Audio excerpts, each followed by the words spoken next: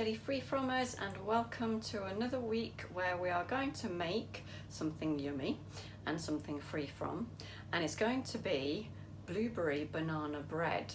Now this is from a recipe I found on Pinterest. Again, it's one I've not made before. I just haven't had time to be able to test recipes out to make sure that they're working and good, and adapt ones of my own as well, because I've still been poorly. So I've got to crack on, and we're going to do this lovely banana blueberry bread. It's from the dish on healthy.com on Pinterest, and I'll make a note of that at the end of the video, along with the recipe where I usually put it at the end. So let's get cooking. So this is one of those recipes where you mix the wet and dry ingredients separately, okay? So the dry ingredients are going in here, the wet ingredients are going in here, just purely because I'm trying to save on my own energy, to be honest. So in here we've got 2.5 cups of almond flour, ground almonds, okay, so either or. And then we're going to add to that some cinnamon, so it's half a teaspoon of ground cinnamon.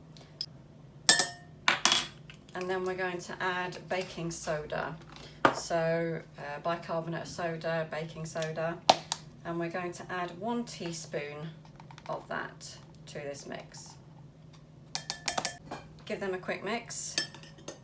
Now we've got the oven on 350 as usual, so 350, gas 4, 160 or 180. 160 is the fan, 160 is the fan, and 180 is regular.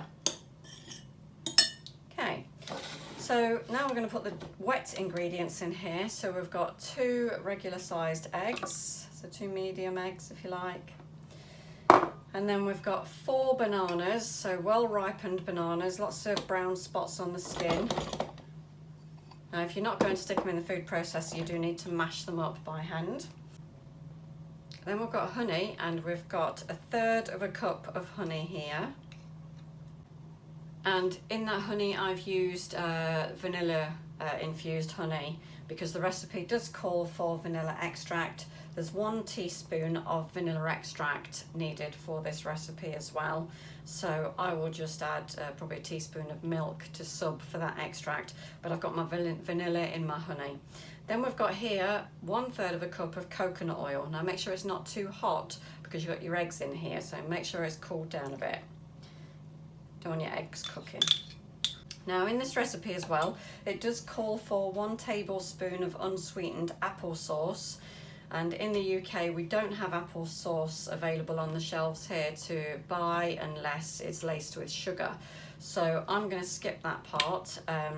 I don't think it's going to make a huge difference, but of course you can add it if you want to, and I will put it in the recipe at the end of the video.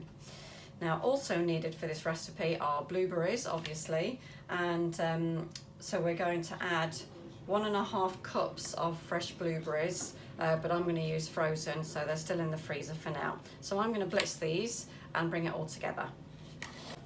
There we go, so I've pulsed that a few times, and it's all mixed in there, so you can see maybe that there's some lumps of banana in there, and that's deliberate because I'm going to be adding the dry mix into this now and then combining it again, which will break down the bananas a bit more.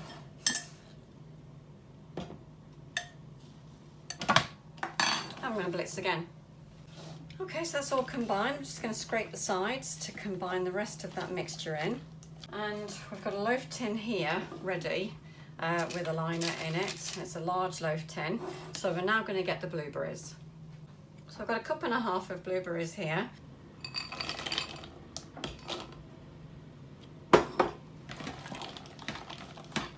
So now I'll pour it in. So there we have it, and it looks pretty nice, to be honest, already with the blueberries in it. So I'm going to pop it in the oven, and we're going to bake it for 50 to 55 minutes according to the recipe, so we'll come back when it's done. Okay, so here we are back with the banana blueberry bread, and it took another 40 minutes longer to bake than the original suggested 50 minutes. So at 50 minutes I opened the oven and it was already quite a dark golden brown, so I turned the temperature down to 130 on a fan oven, so it's down by 30 degrees. just so that it wouldn't burn more. I could have put foil over it as well to protect it from burning more, but I chose not to because I thought that's just going to increase the amount of moisture that's in it, and obviously there's a lot of moisture in it. So another 40 minutes I left it in for on 130, and then I took it out. Now it is a very, very moist bread. I'll show you it here. So you can see it's quite dark, it has sank a bit in the middle, it's very, very wet inside. So we're going to do the cheeky taste test and see what it's like. It has cut okay, and it's holding together all right, and it's still just a little bit warm, so that's quite good. So maybe when it is cold, you know, if you refrigerate it, the coconut oil obviously in there hardens, and that makes it a bit more sturdy. But the important thing is the taste. So let's see what it tastes like. It's very moist. It's nice and banana-y. You'd expect that with full bananas. The juiciness of the blueberries is coming through, obviously. It's more like a pudding. It's quite warm and very moist. I think it probably tastes a lot more like a bread when it's cold. Got a nice sweetness to it. It is nice and it's just sweet enough.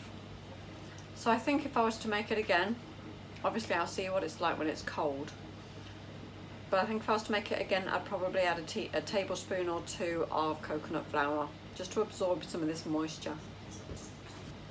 It's nice though in the fact that it doesn't need anything else with it. Doesn't need any butter, doesn't need any jam, doesn't need any frosting, doesn't need anything. The blueberries and the banana in it are really good enough and make it really nice and moist and yummy. So it is nice, and yes, I'd make it again. So if you make it, let me know, and like, comment, share as usual, and I will see you next time in the kitchen.